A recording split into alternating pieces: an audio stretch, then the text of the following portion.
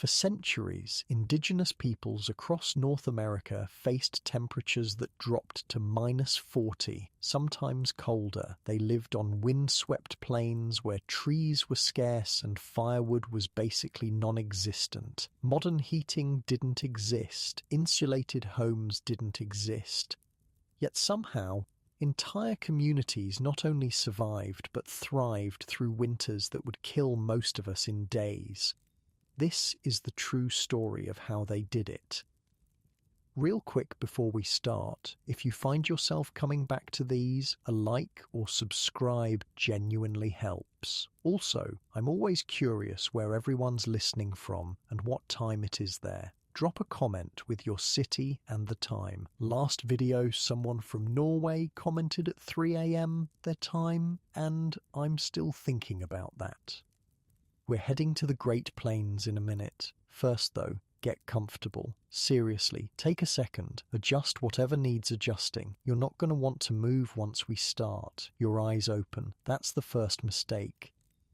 The air inside the teepee hits your face like a slap. Not the gentle cold you get when you crack a window in your heated bedroom. This is different. This is the kind of cold that makes your lungs hurt when you breathe in too fast. The kind that reaches through the buffalo hide covering you and finds every gap, every opening, every place where your body heat tries to escape. It's late October, 1658, somewhere on the endless grasslands of what will one day be called South Dakota. But right now, it's just home, and home is freezing. Your little fox, 16 winters old, which makes you basically an adult by Lakota standards. Though at this exact moment buried under layers of bison hide with your little sister laughing water curled up against your side like a heat-seeking puppy, you feel about 6 years old and absolutely not ready to face the day. The thing is, yesterday wasn't like this. Yesterday you could walk around in just a leather shirt. Yesterday the sun actually felt warm on your face. Yesterday felt like summer might stick around a little longer. Nature doesn't give warnings on the Great Plains. It just shows up and kicks your door in. You can hear your father, running elk, already moving around near the fire pit in the center of the teepee. The man is basically part bear. He's up before dawn every single day. Doesn't matter if it's summer or if it's cold enough to freeze your spit before it hits the ground. Which, yeah, it basically is. Little fox. Your mother's voice brings dawn, cuts through the semi-darkness. She's not yelling. She doesn't have to. That tone means get up or I'm dumping cold water on you. And trust me, nobody wants cold water in this temperature. You peel back the top layer of hide, instantly regret it. Sweet mother of, okay, yeah, this is not great. Your breath comes out in clouds, thick clouds, the kind where you can blow a little dragon puff and watch it hang in the air like a ghost. Back when you were little, this was fun. Now it means the temperature dropped hard overnight, and hard means danger. The fire in the center is barely going. Your father's adding small twigs, nursing it back to life. He's doing it slowly, carefully, because starting from cold coals is an art. Rush it and you'll snuff it out. Take your time and you'll freeze while you wait. It's this delicate dance he's done 1,000 times. Around the perimeter of the teepee, you can see the inner lining of thin buffalo hide that hangs about a foot off the ground. Your grandmother, Wintersong, sewed that lining herself last spring. At the time, you didn't really get why it was such a big deal. Now you do. That gap between the outer wall and the inner lining, that's not a design flaw. That's genius. Cold air seeps in under the outer hide, sure, but instead of blasting straight into your face while you sleep, it gets caught in that gap. Then it rises, mixing with the warm air from the fire, and flows up and out through the smoke hole at the top. It's like a chimney inside a chimney. The teepee basically breathes. You learned this from your grandmother. She knows everything about winter survival, knows it in her bones the way you know how to walk without thinking about it. Laughing Water, your 8-year-old sister, is somehow still asleep. The girl could sleep through a stampede. Her little face is pressed against your shoulder, mouth open, drooling slightly. Gross, but also kind of sweet in that annoying little sister way. Up, now. Your mother again. She's not messing around today. You finally sit up fully. The cold wraps around your shoulders like a very aggressive hug from someone you didn't want to hug you. Your bones feel stiff. Your joints crack when you move. This is what winters do to people out here. They reach inside you and squeeze. Unlike your soft, warm bed right now, wherever you are, your thick comforter, your heated room, your ability to just not deal with temperatures that want to murder you. Yeah, modern life is pretty sweet. You're wearing basically everything you wore to bed. Leather leggings, a long shirt made of soft deerskin, and over that, a thicker outer shirt. Your moccasins are right next to your sleeping spot, dried from yesterday, ready to go. You learned the hard way last winter that you never, ever take off your moccasins without having them within arm's reach. Frozen feet aren't just uncomfortable, they're deadly. Your grandmother is already up too, sitting near the fire, working on something with her hands, always working. She's got to be at least 60 winters old, which out here is basically ancient. Most people don't make it that long. But Winter Song, she's made of something tougher than the rest of us. The wind changed last night, she says, without looking up. Her fingers keep moving, sorting through a basket of what looks like dried plant material. Came from the north, brought the cold with it. Your father grunts in agreement. First real cold snap of the season. We need to start preparing. By preparing, he means everything. Moving the camp to a more sheltered location, reinforcing the teepees, gathering enough dried bison dung to last through blizzards. Checking everyone's winter clothing, making sure the food supplies are properly stored. It's basically a full-time job for the next 2 weeks.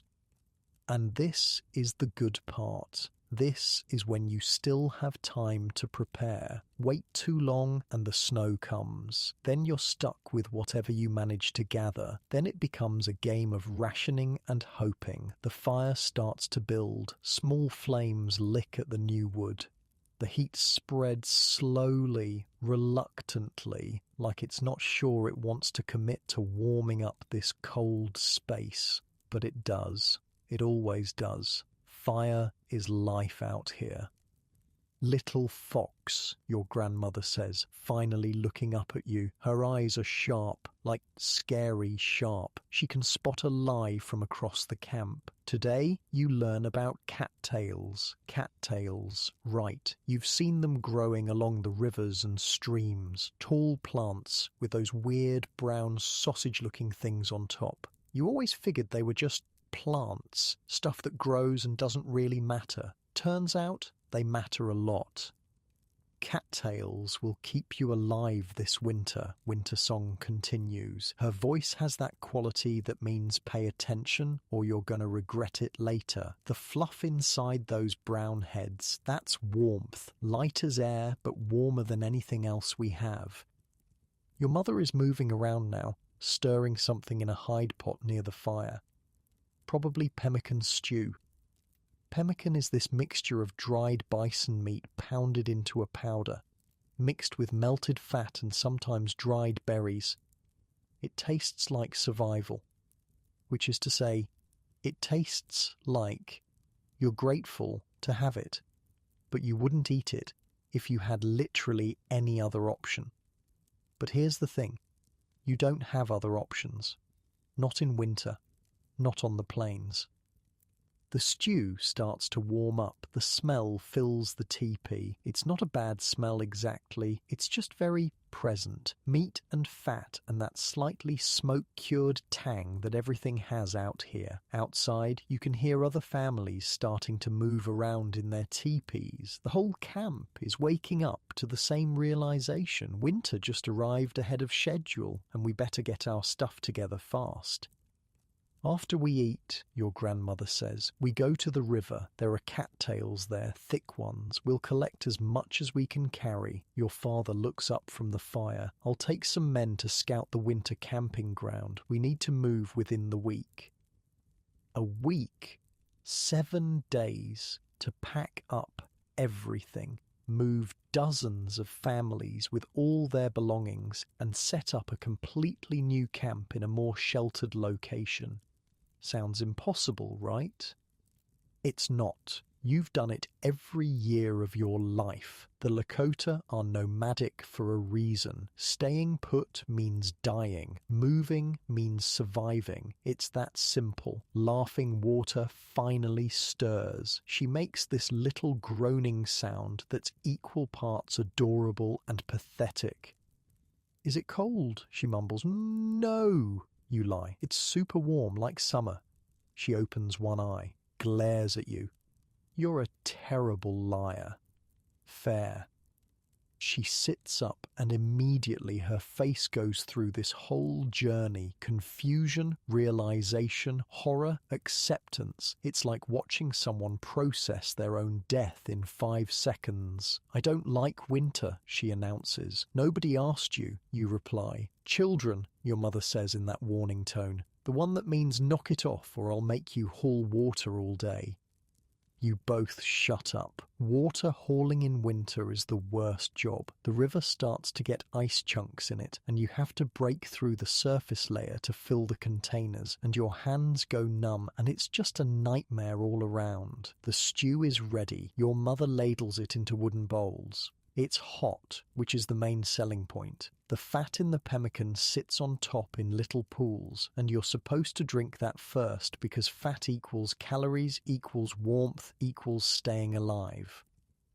You drink it, burns your tongue a little. Don't care. Warmth is warmth. Today we also need to check the bison chips pile, your father says between bites. Make sure it's dry and covered. Bison chips, otherwise known as dried bison dung, otherwise known as the main fuel source out here because, surprise, there aren't exactly trees everywhere. The massive bison herds that roam these plains drop their dung constantly, let it dry in the sun for a week or two, and boom, you've got fuel.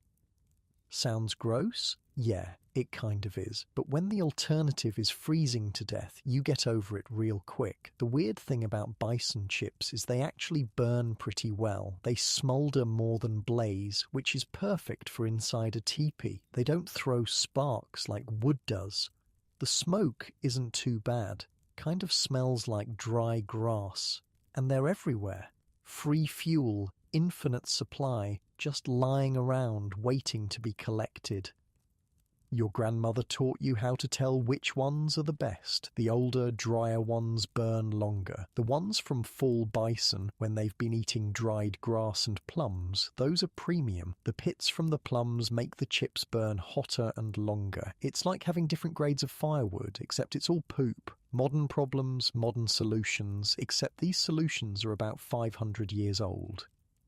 After breakfast, you help your mother pack up the bowls and clean the fire area. Your father heads out to round up the other men for the scouting trip. Your little sister is tasked with staying with the other children and basically not dying while the adults work. That leaves you and your grandmother. Come, Wintersong says, grabbing 2 large woven baskets. The cattails won't wait. You follow her out of the teepee. The moment you step outside, the wind hits you, and I mean hits you, like getting punched by invisible fists. The prairie wind doesn't play around. There's nothing to stop it out here. No mountains, no forests, nothing. Just flat land and grass and you. Your leather clothing helps, but it's not perfect. Cold finds a way. It always finds a way. The sky is this pale, washed-out blue, the kind of sky that means winter is settling in. No more of those deep blue summer skies. This is survival sky. This is we're all in this together or we're all dead sky. Your grandmother walks with purpose. She always walks with purpose. At 60+ winters, she's forgotten more about survival than most people ever learn. Her hair, which used to be pure black, is now streaked with grey. She wears it in 2 long braids down her back. You see those clouds? She points north. More cold coming, maybe snow. You look. Yeah, there are clouds building up on the horizon. Thick, heavy-looking clouds, the kind that mean business. We have maybe 3 days, she continues, before the first snow. We need to move camp and gather supplies before then. 3 days. That's not a lot of time. The camp is stirring to life now. Families emerging from their teepees, assessing the cold, making plans. Everyone knows what this means. You can see it in how people move, how they talk to each other. There's an urgency now. Summer's easy living is over. The river is about a 15-minute walk from camp. It's one of the reasons this spot was chosen for the autumn camp. Close to water, close to hunting grounds, but not too exposed to weather. In winter, you move to the sheltered valleys where the wind can't reach you as easily. As you walk, your grandmother starts talking. She does this, uses walks as teaching moments. Your grandfather, she says, died in a winter like this, not from cold, from not respecting the cold. You wait. She'll get to the point. He thought he could make a quick hunt, didn't layer his clothing properly, got caught in a sudden storm. They found him 2 days later, frozen. The message is clear. Winter doesn't care about your plans. Winter doesn't care about your confidence. Winter kills you if you give it half a chance. So we prepare, she continues. We gather, we layer, we work together, because alone you die, together we survive. This is basically the Lakota winter survival motto, community over individual, always. The river comes into view, and yeah, there they are, cattails, thousands of them growing thick along the banks. Those brown, cylinder-shaped seed heads are everywhere, and in this light, with the cold morning sun hitting them, they almost glow. Now, your grandmother says, setting down her basket, I show you how we collect warmth.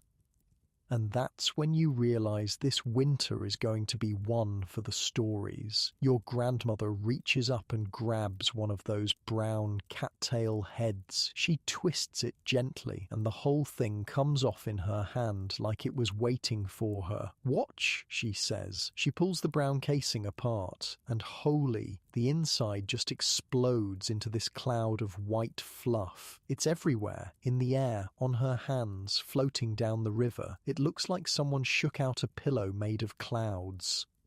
This, Wintersong says, holding up a handful of the stuff, weighs almost nothing, but pack it into your moccasins, between layers of clothing, inside the walls of the teepee, you'll stay warmer than with anything else. You reach out and touch it. It's so light it barely feels real, like touching air that somehow has texture. The strands are silky, almost slippery between your fingers.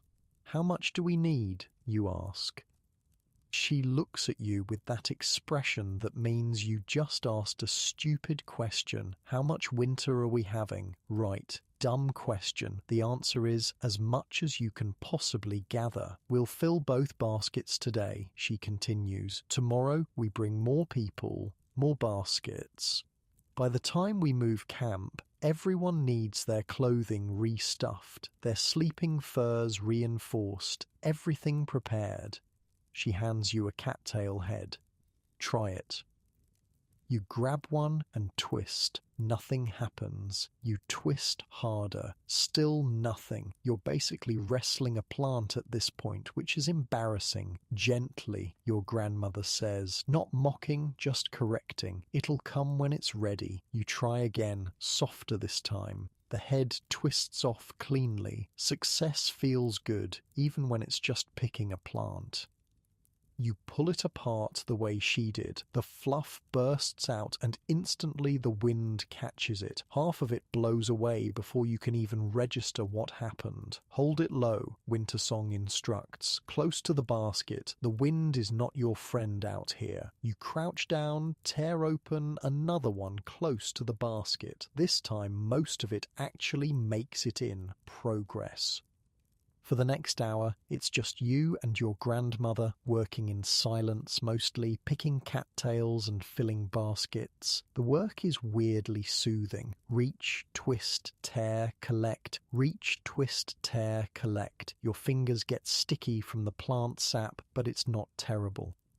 Other women from the camp start showing up. Brings Dawn, your mother, arrives with her own baskets, then Redbird, your aunt, then Quiet Stream and her daughter Morning Dew, who's about your age and makes your stomach do weird things whenever she's around. Morning Dew catches you looking.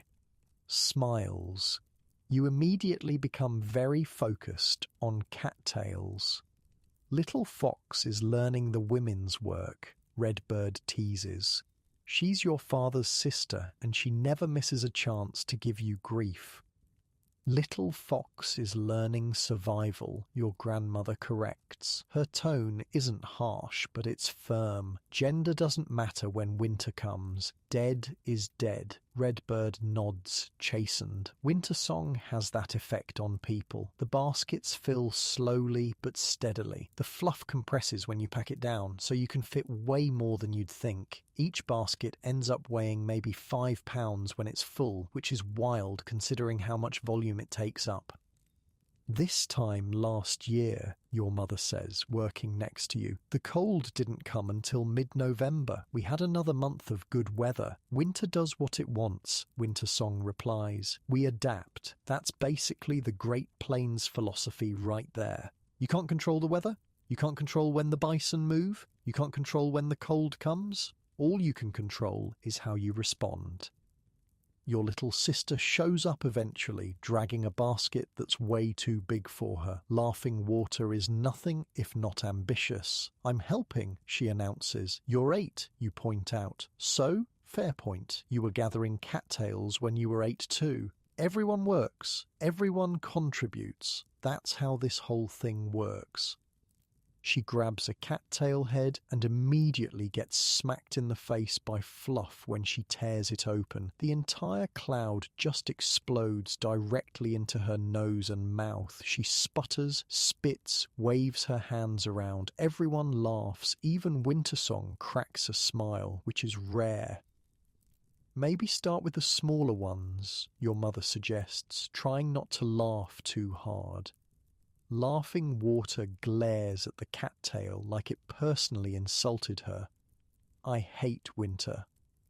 Winter doesn't care, you reply, echoing your grandmother's earlier lesson. By mid-morning, you've got 4 full baskets. Your fingers are tired, your back hurts from crouching, and you've got cattail fluff stuck in places you didn't know cattail fluff could reach. But it's good work. Necessary work. Tomorrow, Wintersong announces, we gather dried grass. The day after, we check everyone's winter clothing. Then we move.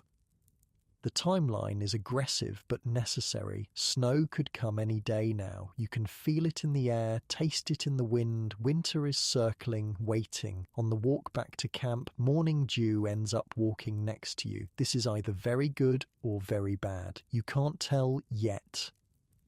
Your grandmother is scary, she says. Yeah, you agree, but that's why we're all still alive. My grandmother was the same way before she died last winter. You remember that?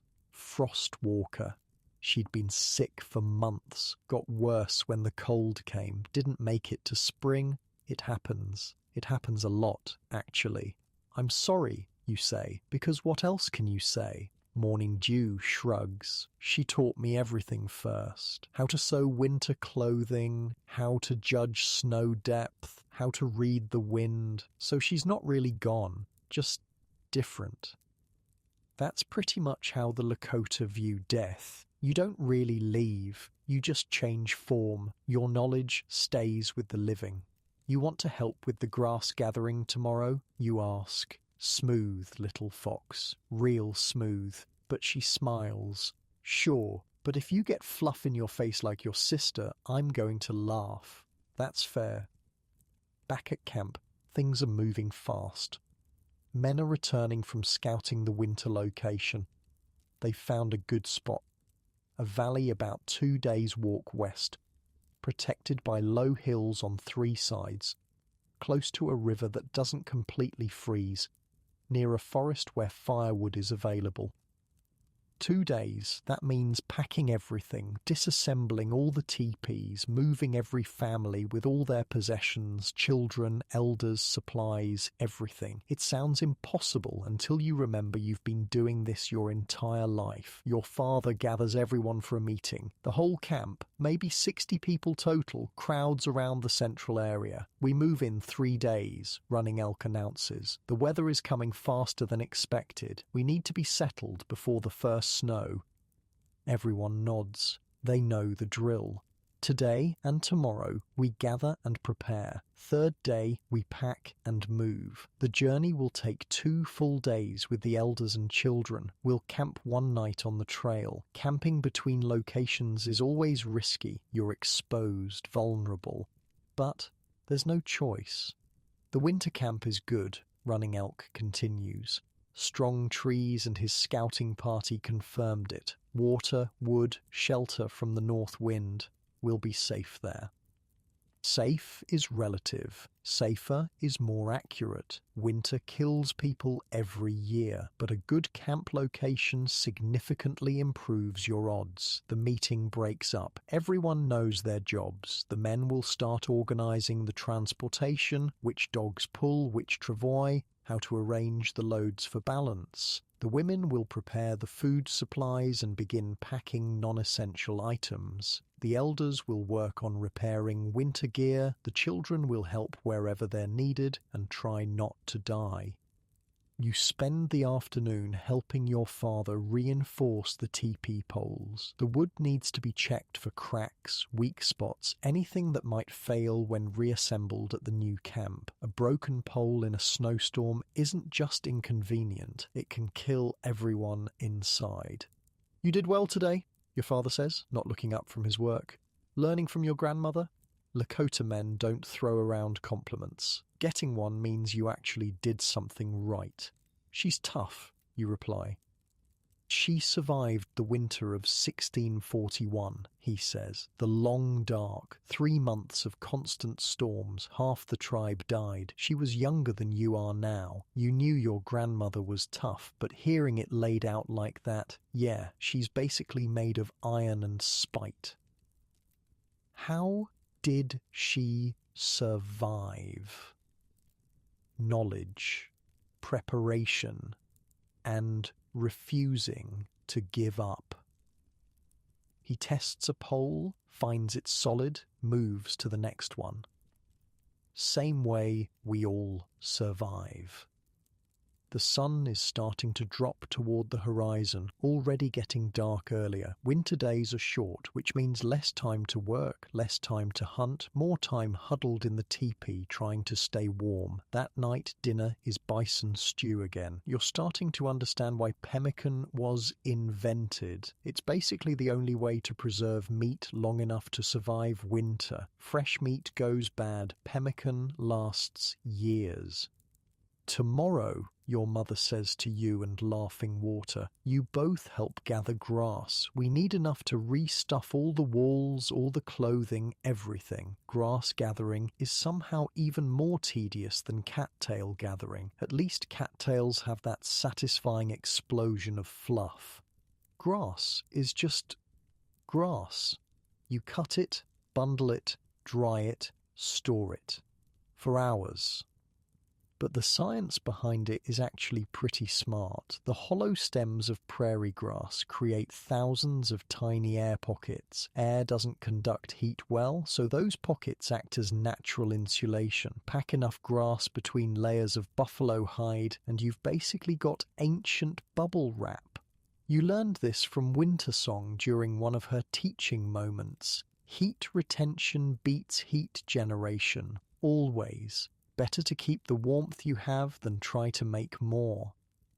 That's why Lakota winter survival focuses so heavily on insulation and layering rather than just building bigger fires. Fire requires fuel, which requires collection, which requires energy and time. Insulation just works silently, constantly. After dinner, your grandmother pulls out what she's been working on all day. It's a pair of moccasins, winter ones, thick and tall, coming up almost to the knee. For you, she says, tossing them to you. You catch them. They're heavier than your summer moccasins, made from thicker buffalo hide. But when you look inside, there's already a layer of cattail fluff packed in. Try them. You slip off your current moccasins and slide into the winter ones. They're snug but not tight. And warm. Actually warm, even though you're just sitting by the fire. The fluff fills the space between your foot and the leather, Wintersong explains, traps your body heat, keeps the cold out. You can walk through snow deeper than your knees and stay dry and warm. Thank you, you say, and you mean it. She waves it off. You'll make a pair for someone else someday. That's how this works. That's actually how everything works in Lakota society. Reciprocity. You receive, you give. No one survives alone. Everyone needs everyone else. The fire burns low. People start heading to their sleeping spots. Your father banks the coals, covering them with ash so they'll smoulder through the night and be easy to restart in the morning. You lie down on your sleeping area, pull the buffalo hide over you, feel laughing water curl up against your side again. She's already asleep, the lucky little terror. Outside, the wind picks up. You can hear it sliding over the teepee, feel it pushing against the buffalo hide walls. But inside, with the fire banked and everyone together, it's almost comfortable. Almost. Your grandmother's voice cuts through the darkness. 3 more days like this, and we'll be settled for winter. Then it's just 6 months of not dying. That's encouraging, your mother replies, voice dry. I'm not here to encourage. I'm here to keep you alive. Fair enough. You close your eyes. Tomorrow's another day of gathering, then packing, then the move, then setting up, then winter for real. But tonight, you're warm, you're fed, your family is alive and together. Out here, that's basically winning. The last thing you hear before sleep takes you is the wind. Constant and cold, reminding everyone that nature owns this land. You're just borrowing it, temporarily, and only if you're smart enough to survive. Morning comes way too early, again. You're starting to notice a pattern here. Cold mornings make you want to stay buried under buffalo hide forever. But Wintersong is already up, already moving, already expecting you to be functional. Grass, she says. One word, that's all you get. You drag yourself up. Your new winter moccasins are right where you left them, and when you slip them on, they're still warm from your body heat yesterday. That's actually kind of amazing. Laughing Water is already awake, braiding her hair. She's learned that loose hair in wind is a nightmare, so she keeps it tight against her head. Smart kid when she wants to be. I'm coming with you today, she announces. Great, you reply. More hands. More complaining, your mother corrects, but she's smiling. Breakfast is the same pemmican stew. You're going to be so sick of this by the end of winter, but right now, while it's hot and your stomach is empty, it's perfect. Your father and the other men are already out, working on the travois frames. These are basically sleds that dogs pull, made of 2 long poles connected by a platform. Every family has at least 2 or 3. When you move camp, everything goes on the travois, and I mean everything. After eating, you head out with your grandmother, your mother, Laughing Water, and Morning Dew is there too, along with about a dozen other women and kids. Grass gathering is a group project. The prairie grass is already turning brown, drying out for winter. Perfect timing. You want it dry. Wet grass is useless for insulation and will rot inside your clothing. Redbird, your aunt, brought cutting tools. They're basically sharpened stones hafted to wooden handles. Not fancy, but they work. We need enough to fill 20 baskets, your grandmother announces. Maybe more. 20 baskets of grass. You do the math. That's a lot of grass. Why so much? Laughing Water asks. Because, Wintersong explains, every piece of winter clothing needs restuffing. Every wall in every teepee needs new insulation. Every sleeping area needs fresh padding. And we won't get another chance once the snow comes. So yeah, 20 baskets, at least. You grab a cutting tool and get to work. The technique is simple. Grab a handful of grass, cut it near the base, bundle it, set it aside. Repeat approximately 10,000 times. Morning Dew works next to you. She's faster at this than you are, which is mildly embarrassing. You're slow, she observes. You're mean, you reply. I'm efficient. She's got you there. The work is repetitive. Cut, bundle, set aside. Cut, bundle, set aside. Your hands start cramping after the first hour. By hour 2, you're basically numb to it. But here's the thing about repetitive work. It gives you time to think and talk. So, Morning Dew says, not looking up from her cutting. You scared about the move? No, you lie. Liar. Okay, yeah, you're a little scared. Moves are dangerous. Someone always gets hurt. Last year, an elder fell and broke his hip during the journey. Didn't make it through winter. The year before that, a child wandered off and got lost. They found her, but it took hours, and she nearly froze. I'm cautious, you correct, not scared. Same thing, she says, grinning. Your grandmother appears out of nowhere, which she's weirdly good at. Fear is useful, keeps you alert. It's overconfidence that kills. Morning Dew jumps slightly. Do you just materialize whenever someone's talking about survival? Wintersong smiles. Yes. Over the next few hours, the baskets fill. The pile of bundled grass grows. Your back starts hurting from bending over constantly. This is what survival looks like. Not heroic fights with enemies or dramatic hunts, just hours and hours of tedious preparation. Your little sister gets bored around noon and starts making grass dolls instead of cutting grass. Your mother catches her, gives her the look, and suddenly Laughing Water is very focused on work again.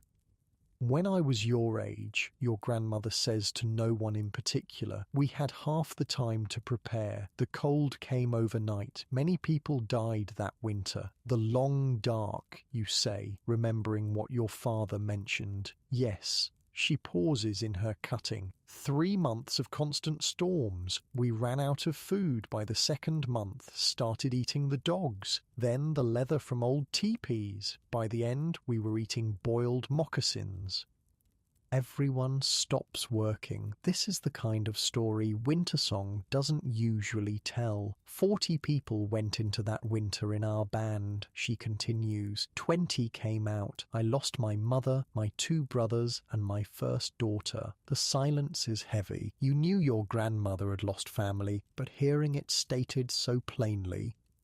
That's why we prepare, she says, getting back to work. That's why we take nothing for granted. That's why we work until our hands bleed if we have to, because winter doesn't negotiate. Message received. Cut faster. By mid-afternoon, you've got 15 baskets filled and lined up. 5 more to go.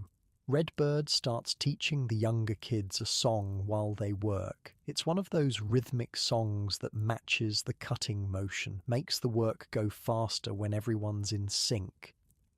The song is about a rabbit who thought he was too smart for winter, didn't prepare, didn't gather food, just played all autumn. Then winter came and the rabbit froze to death. The moral is pretty clear. Don't be an idiot. Lakota children's songs are hardcore. Around you the prairie stretches endlessly. Brown grass, grey sky, that flat horizon that goes on forever. This land doesn't care about you. It's beautiful, sure, but beauty doesn't keep you warm. Morning dew nudges you, your sister's eating grass. You look over, yep, laughing water is chewing on a piece of grass like it's food. Stop that, you call over. Why? Bison eat it. You're not a bison. How do you know? Your mother intercepts before this gets weirder. Laughing water, work now, philosophy later. The baskets eventually fill. All 20 of them. Your hands are cramping, your back is screaming, and you've got grass stuck in your hair, your clothes, probably your soul at this point. Good work, Wintersong says. Tomorrow we prepare the clothing. The day after we move. Tomorrow. The last day before the move. On the walk back to camp, you end up next to morning dew again. This keeps happening. You're not complaining, but it's definitely a pattern. My father says the winter camp is near a forest, she mentions. Real trees, pine. That's good, firewood, and protection from wind. She shifts the basket she's carrying. My family is nervous. Last winter was hard. Last winter was hard for everyone. The cold came early, stayed late. Food supplies ran low by February. People got sick. Some died. This winter will be different, you say, trying to sound confident. Maybe, or maybe worse. Cheerful, but honest. Back at camp, the preparation is intense. Men are checking every travoy, every rope, every tie-down. Women are sorting supplies, deciding what's essential and what can be left behind. Kids are running around helping where they can and causing chaos everywhere else. Your father waves you over. Need your help. He's working on the teepee poles, bundling them for transport. Each bundle has to be carefully arranged so the weight is balanced on the travoy. These 4 go together, he says, showing you the pattern. Too many and the dogs can't pull it. Too few and we waste space. You help him tie the bundles. The rope is made from twisted buffalo sinew, strong as anything modern, really. The Lakota figured out how to make use of literally every part of the bison. Meat for food, hide for shelter and clothing, sinew for rope, bones for tools, even the bladder for water storage. Nothing wasted, everything useful. Little fox, Running Elk says after a while, you're getting stronger. Next year, you'll be ready for the winter hunt. The winter hunt, that's when the men track bison through the snow, using snowshoes to move across drifts while the heavy animals struggle. It's dangerous, but it's also how you get fresh meat in the dead of winter. I'm ready now, you say. He looks at you, really looks at you, then nods. Maybe you are. That's basically a declaration of manhood right there. You try not to let it show how much that means to you. Evening comes, the temperature drops even further. Your breath comes out in thick clouds now, even inside the teepee with the fire going. Dinner is different tonight. Your mother made something special, baked prairie turnips with fat and herbs. It's still survival food, but it's good survival food, the kind you actually want to eat rather than just forcing down. Tomorrow, your grandmother announces, we check and repair all winter clothing, everyone's, every piece. If something needs fixing, we fix it. If something needs replacing, we replace it. Your mother pulls out the family's winter gear. It's a substantial pile, multiple layers for everyone, outer robes, inner shirts, leggings, mittens, hats, all of it. The layering system is pretty genius when you break it down. You've got the base layer against your skin, thin, soft leather that's been worked until it's almost like fabric. This layer absorbs sweat and wicks it away from your body. Wet skin freezes fast, so this matters. Over that you wear the regular clothing. Thicker leather shirts and leggings, loose-fitting so there's airspace between the layers. That trapped air is your insulation.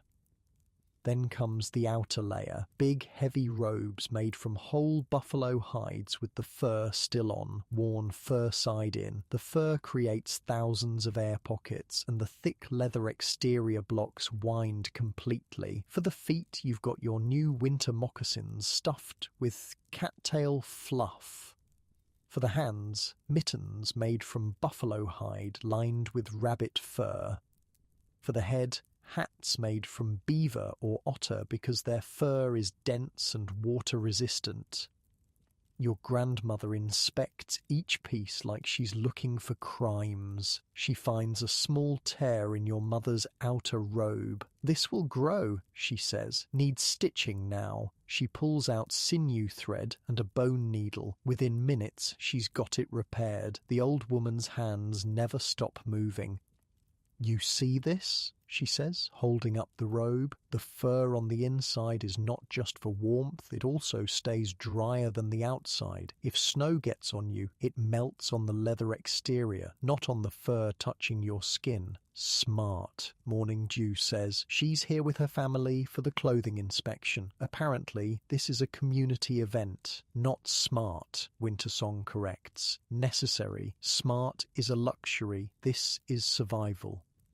She moves to Laughing Water's winter clothing. The girl is drowning in it. She'll grow into it probably by midwinter. Too big is better than too small, your grandmother declares. Too small and she can't layer, can't move. Circulation gets cut off. Frostbite. Frostbite is no joke. You've seen what it does. Fingers and toes turn black, then fall off. Sometimes people lose whole hands or feet. And that's if they survive at all. "Everyone try on your full winter kit," Wintersong orders. "Everything. I want to see it all." The teepee becomes chaos. Everyone's pulling on layers, fumbling with ties, adjusting fits. You get your base layer on, then your regular clothes, then the outer robe. With the new moccasins, mittens, and a beaver fur hat your father made last winter, you're basically a walking insulation factory. And you know what? You're warm. Actually, genuinely warm. The cold air inside the teepee isn't reaching you anymore. "Good," your grandmother says, inspecting you. "Now take it all off and pack it properly. Tomorrow we travel light. The day after, we'll need all of this." You strip back down to regular clothes. The cold hits you again immediately. That contrast really drives home how effective the layering is. Before bed, your father pulls you aside. "Tomorrow might be your last easy day for 6 months, he says. "The move will be hard. Winter will be harder. You ready? You think about it. Are you ready? No one's ever really ready for a Great Plains winter, but you've been training for this your whole life." "Yeah," you say. "I'm ready." He grips your shoulder. "Good, because ready or not, it's coming." That night, the wind howls. Actually howls. It sounds alive, angry, hungry. It tears across the prairie with nothing to slow it down, slamming into the camp like waves against rocks. But inside the teepee, with your family around you and the fire banked low, you're protected. For now. Winter is coming, but you've got cattail fluff in your moccasins, grass ready for insulation, layered clothing inspected and prepared, and the knowledge that your people have survived worse. The long dark killed half your grandmother's band, but she made it through, passed her knowledge down. Now it's your turn to use it. You drift off to sleep hearing Wintersong's voice in your memory. Heat retention beats heat generation, always. Tomorrow, final preparations, then the move, then winter for real. Better be ready. The dogs know something's happening before anyone says a word.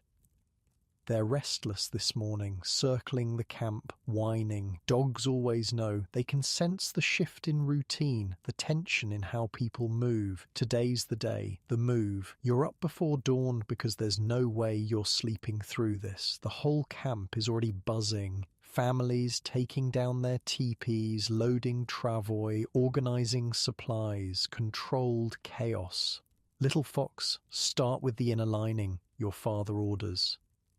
Right, the teepee breakdown has an order to it. You can't just yank everything down, do it wrong, and you'll damage the hides, tangle the poles, waste precious time. You duck inside and start unpinning the inner lining from the poles. This thin layer of buffalo hide has been hanging there for months, creating that air gap that kept you from freezing. Now it comes down, gets folded carefully, goes into a specific bundle. Your mother and grandmother are already packing the sleeping furs. Everything has a place, a system. The heaviest items go on the bottom of the travoy loads. Fragile items get wrapped and cushioned. Food supplies go in waterproof containers made from buffalo bladder. Outside, your father and uncle are working on the outer covering. The big buffalo hide covering weighs over 100 pounds and took months to make. 12 to 15 hides, all sewn together with sinew, every seam waterproofed with a mixture of fat and clay. They unpeg it from the ground stakes, working their way around the base. The hide starts to sag, revealing the pole framework underneath. Careful with the smoke flap, Running Elk calls out. The smoke hole at the top has these two triangular flaps that you can adjust with poles from the inside. They control the draft, keep rain and snow out. Those flaps are delicate, easy to tear if you're not careful. The covering comes down in sections. It takes 4 people to fold it properly. You jump in to help. The hide is stiff from months of use, hardened by smoke and weather, but it's still flexible enough to fold without cracking. That's the art of tanning buffalo hide, making it tough enough to withstand prairie weather, but not so stiff it breaks. Laughing Water is supposed to be helping, but she's mostly in the way. She tries to lift a corner of the hide and immediately gets buried under it. "I'm stuck," comes her muffled voice. "We know," you reply. Your mother rescues her. "Go help with the food supplies." Laughing Water sulks off. She's 8, so everything is either the best thing ever or a personal tragedy. No middle ground. Now comes the pole work. This is where it gets technical. The teepee framework is basically 15 to 20 long straight pine poles, each one about 20 feet long. They weigh maybe 30 pounds each. The 3 or 4 main support poles are tied together at the top, and the rest lean against them in a specific pattern. Your father climbs up to untie the main supports. It's risky. One slip and he's falling 20 feet onto hard ground. But he's done this 1,000 times. The binding comes loose. The poles start to separate. "Ready?" he calls down. "Ready?" your uncle confirms. They lower the main supports carefully. The rest of the poles come down in a controlled collapse. The whole framework that's been your home for months is suddenly just a pile of wood on the ground. It's weird seeing it like this. Broken down, the teepee doesn't look like much, just hides and poles. But assembled, it's an engineering masterpiece that's kept your family alive. The poles get sorted and bundled. Your father knows exactly which ones go together. They're arranged so the weight balances perfectly on the travoy. "These 3, he says, pointing, "then these 4, keep them in order. You and your uncle tie them with sinew rope." The knots have to be tight enough to hold, but easy enough to undo when you reach the new camp. Around you, the entire camp is coming down. 60 people dismantling their lives, packing everything they own, preparing to walk for 2 days through increasingly cold weather to reach a place they've never seen. This is normal. This is just what you do. The dogs are getting harnessed now. Each family has 3 or 4 dogs big enough to pull a loaded travoy. They're not pets exactly, more like working partners. You feed them, they work. That's the deal. Your family's main dog is called Runs Fast, which is ironic because he's actually pretty lazy. But put a harness on him and suddenly he's all business. Your father attaches the travoy to Runs Fast's harness, 2 long poles stretched behind the dog with a platform between them. The poles drag on the ground, which is how it moves. Loading begins. The heavy hide covering goes on first, strapped down tight, then the bundles of poles, then the food supplies, then the sleeping furs, then personal items. Everything gets tied down because nothing sucks worse than having your supplies fall off mid-journey and having to backtrack. By mid-morning, the camp is completely gone. Where there were 20+ teepees, now there's just flattened grass and fire pits, like you were never here. The line forms up. Families with their loaded travois, dogs harnessed and ready, everyone dressed in travelling clothes. The elders and small children will ride on some of the travois when they get tired. Everyone else walks. Strong Trees, the band leader, stands at the front.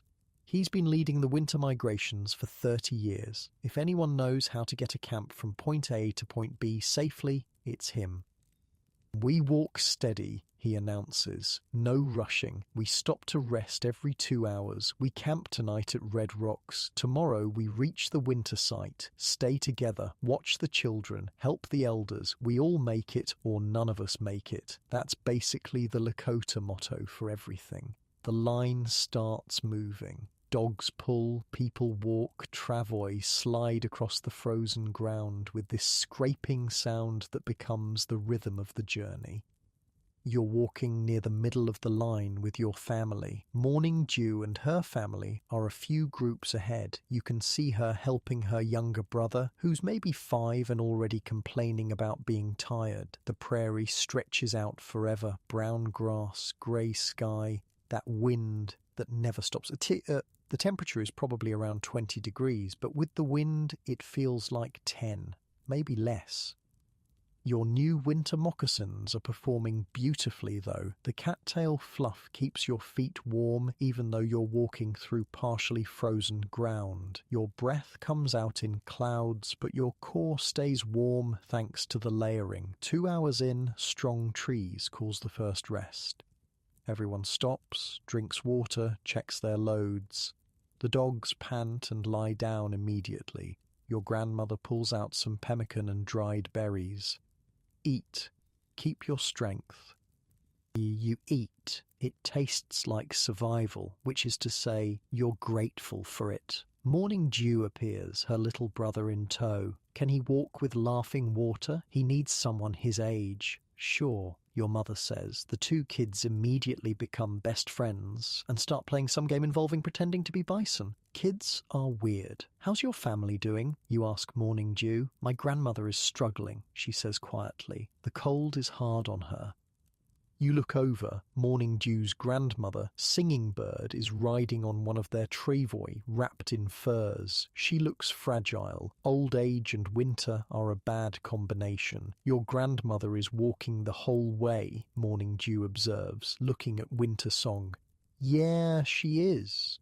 At 60+ winters, Winter Song is marching along like she's half her age. The woman is made of something different than normal people. The rest ends. The line moves again.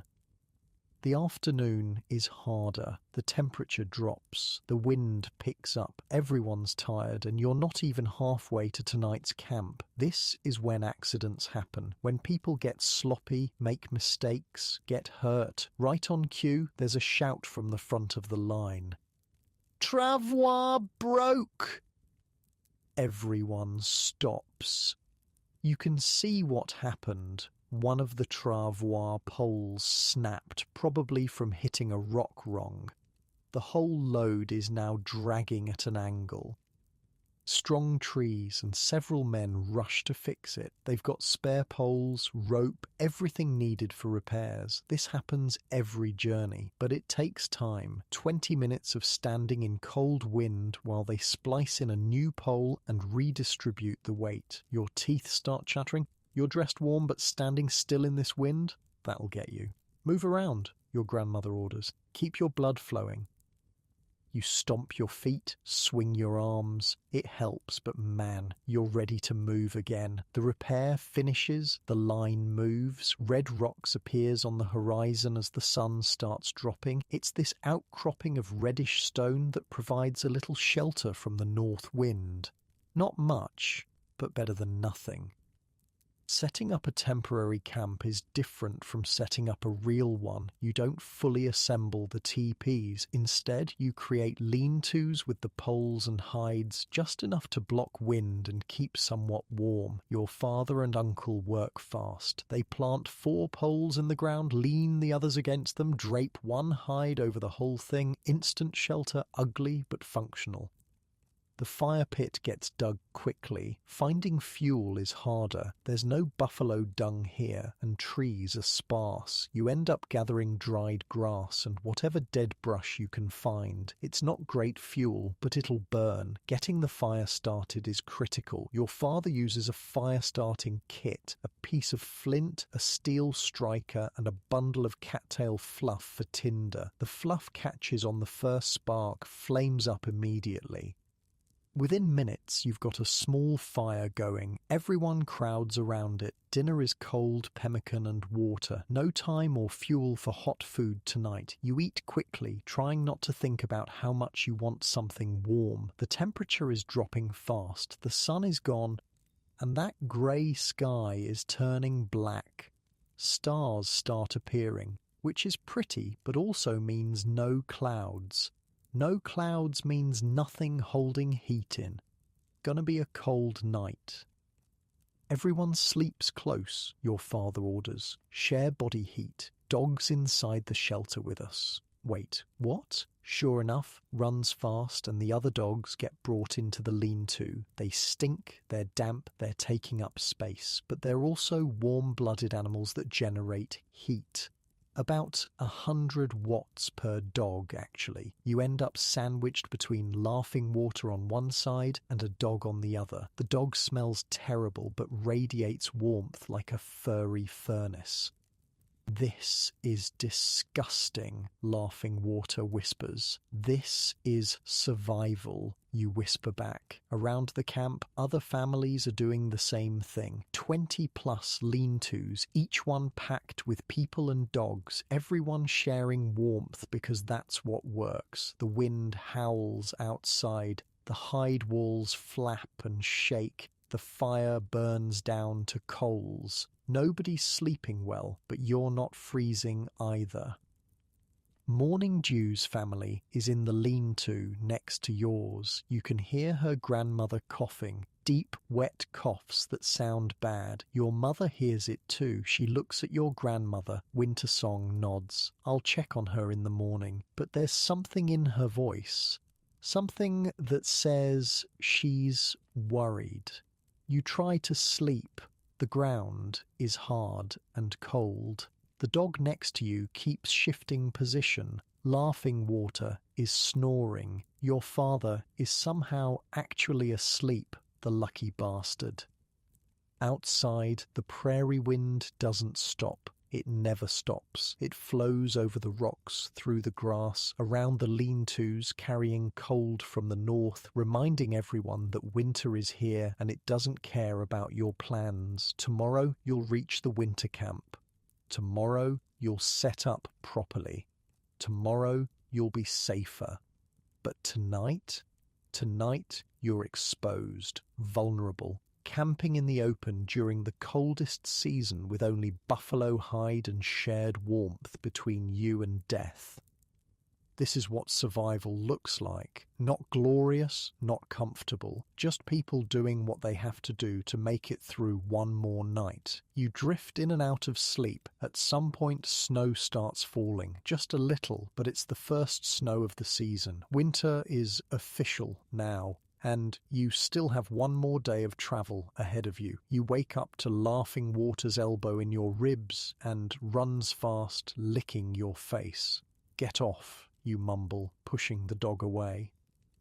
The dog does not get off. Dogs never listen. Outside the lean-to, you can hear people moving around, fires being rekindled, the whole camp slowly coming back to life after a rough night. Your body is stiff. Every joint feels rusty. Sleeping on frozen ground in a temporary shelter is not exactly luxury living, but you're alive, which is the important part. Your father is already up, checking the travoy loads. We lost some time yesterday with the repair, need to move faster today.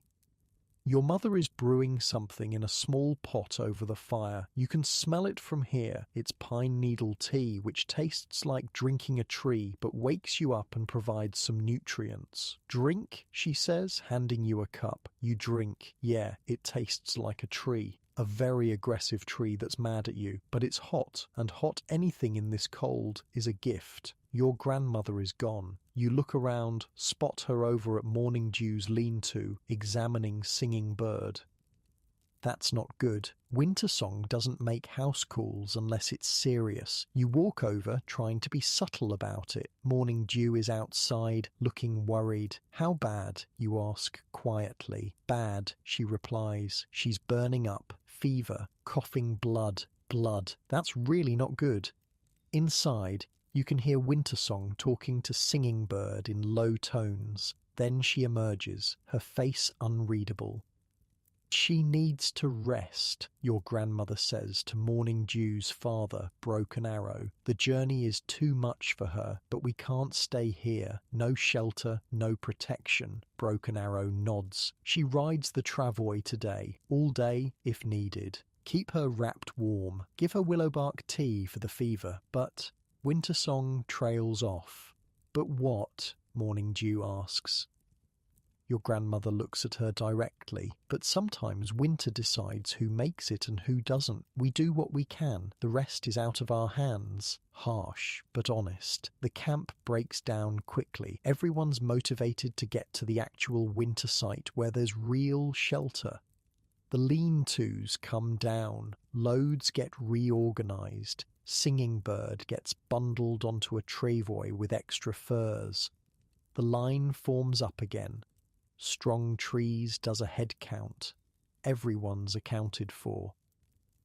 Steady pace, he calls out. We reach the winter camp by mid-afternoon. No stops unless necessary. The line moves. The second day of travel is harder than the first. Everyone's already tired, already cold, already done with this. But the prairie doesn't care about your feelings. The snow from last night didn't amount to much, just a dusting, but it's a preview of what's coming. The sky is that heavy grey colour that means more snow is building up, waiting. You're walking next to Morning Dew again. She's quiet, worried about her grandmother. Wintersong knows what she's doing, you offer. I know, but knowing doesn't help when someone you love is dying. You don't have a good response to that. Sometimes there isn't one. The hours drag, one foot in front of the other. The wind is somehow worse today, cutting across the open prairie with nothing to slow it down. Your face goes numb despite the beaver fur hat. Your fingers ache inside the mittens. This is what -30 feels like when you're exposed, like the cold is actively trying to get inside you, find your warmth, take it away. Around noon, Strong Trees calls a brief stop, just enough time to drink water and check on everyone. Singing Bird is worse. You can see it from here. Her breathing is laboured, raspy. Her skin has that greyish tint that means the body is shutting down. Morning Dew won't leave her side. Your grandmother pulls Broken Arrow aside. You can't hear what they're saying, but his face says it all. He knows. He's preparing himself. The stop ends. The line moves again. The landscape starts changing. The flat prairie gives way to gentle rolling hills. Trees appear, scattered at first, then more dense. Pine trees, which means firewood, which means life. We're close, your father says, pointing ahead. You can see it now. A valley tucked between two low ridges, sheltered from the north wind. A river running through it, not yet frozen, and trees, actual forests of pine trees, the winter camp. The line picks up speed. Everyone's excited. Real shelter, real protection, the end of this journey. You enter the valley as the sun starts dropping toward the horizon. The wind immediately cuts in half. Those ridges on either side are doing their job, blocking the worst of it. "Perfect," Running Elk says, surveying the area. "Water, wood, shelter, everything we need." Strong Trees is already directing families to their spots. The camp layout gets determined by a mix of tradition and practicality. Families related by blood stay close together. Teepees get positioned so the entrances face east, away from the prevailing west wind. Your family spot is near the river on a slight rise. Good drainage, close to water, protected by a stand of pine trees on the north side. "Start unpacking," your father orders. "We set up before dark."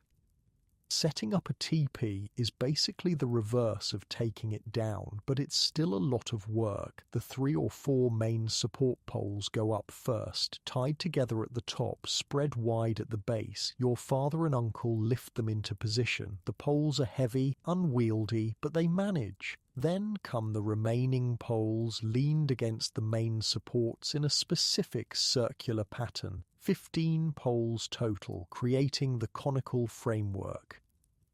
The framework alone already provides some wind protection, but it's just the skeleton. Now comes the covering. The big buffalo hide gets lifted up and wrapped around the poles. It takes the whole family to manage it. You start at the entrance, work your way around, pegging the bottom edge to the ground with wooden stakes.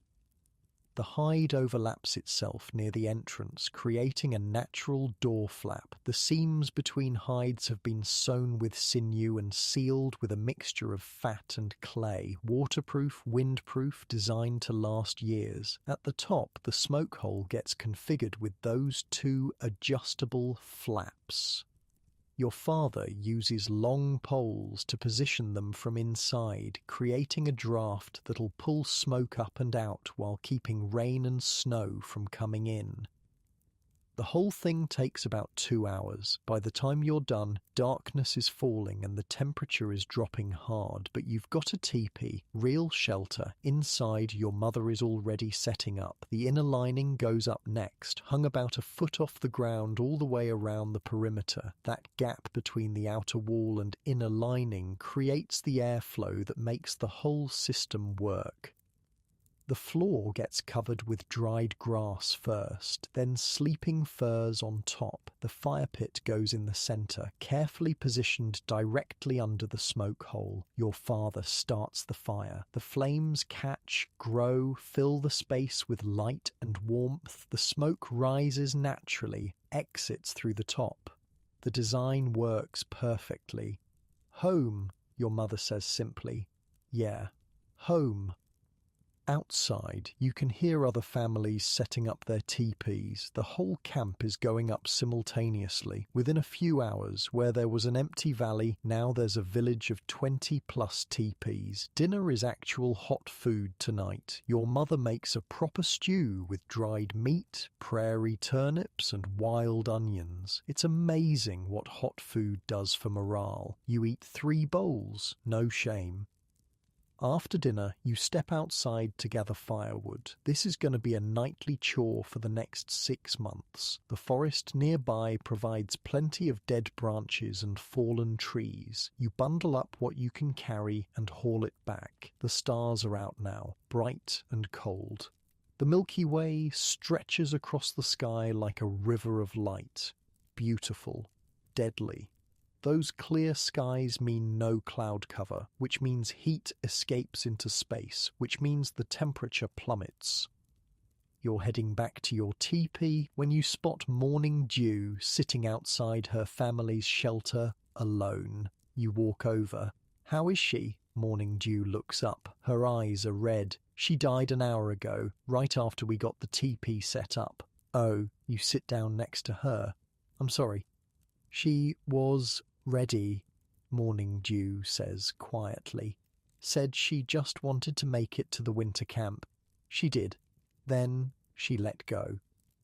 The Lakota believe in timing. When it's your time, it's your time. Singing Bird held on until her family was safe, then released her grip on life. She taught you everything, you say, everything that mattered. Morning dew wipes her eyes. How to read weather, how to prepare hides, how to find cattails and know which grass makes the best insulation, how to survive. Then she's not really gone. I know, but it still hurts. Yeah, it does. You sit there together in the cold, not talking, just being present. Sometimes that's what people need. Eventually, her father calls her back inside. We'll do the ceremony tomorrow, Broken Arrow says. Tonight, we rest. Morning dew stands. Thank you for sitting with me. Anytime. She heads back inside. You return to your teepee. Your family is settling in for sleep. The fire is banked low, coals glowing red. The inner lining is already doing its job, creating that thermal barrier. Singing Bird passed, you tell them. Your grandmother nods. She fought hard. Many don't make it through the journey. She did. That's the closest thing to a eulogy you get out here. You fought hard. You made it as far as you could. Your father is organizing the supply bundles along the walls of the teepee. Food supplies, tools, extra hides, everything gets stacked neatly. This isn't just storage. The mass of supplies creates additional insulation, an extra thermal buffer between the living space and the outside. Tons of dried pemmican, bundled grass, stored equipment. It all works as insulation while also being functional. Nothing wasted. Everything serving multiple purposes. Tomorrow, Wintersong announces, we start the real work, banking the teepee bases with earth and snow, checking everyone's winter supplies, making sure every family is prepared. Tomorrow, your mother adds, we also honor Singing Bird properly. The ceremony will be simple. The Lakota don't do elaborate funerals. The body gets wrapped in hides, placed on a scaffold away from camp, returned to nature. The spirit moves on to the next world. Life continues for those who remain. You lie down on your sleeping area. The buffalo hides beneath you are thick and comfortable. The furs on top are heavy and warm. The fire creates a gentle glow. Laughing Water is already asleep, curled up like a cat. Your parents are talking quietly near the fire. Your grandmother is working on something with her hands, always working. Outside, you can hear the river flowing, the wind in the pines, the occasional dog barking, the sounds of camp settling in for a long winter. This valley is good, protected, resourced, defensible. You'll be here until spring, roughly 6 months. That's 6 months of making it day by day, surviving storm by storm, meal by meal. But right now, in this moment, you're warm, you're fed, your family is alive, you made it to the winter camp. That's basically everything. The fire crackles softly. The teepee breathes with the wind, that inner lining creating airflow that keeps you comfortable without losing heat. This is engineered survival, this conical structure that resists hurricane-force winds, this double wall system that works like a thermos, this smoke hole with adjustable flaps, this entrance facing east to avoid the west wind, centuries of trial and error encoded in buffalo hide and pine poles. Your grandmother was right. Sometimes the smartest solutions are the simplest ones. You close your eyes. Tomorrow brings new challenges, building snow berms around the teepees, organizing fuel supplies, honoring the dead. But that's tomorrow. Tonight you've got shelter, warmth and family. In a Great Plains winter, that's everything you need. Morning arrives with frost covering everything, like the world got dipped in white powder overnight.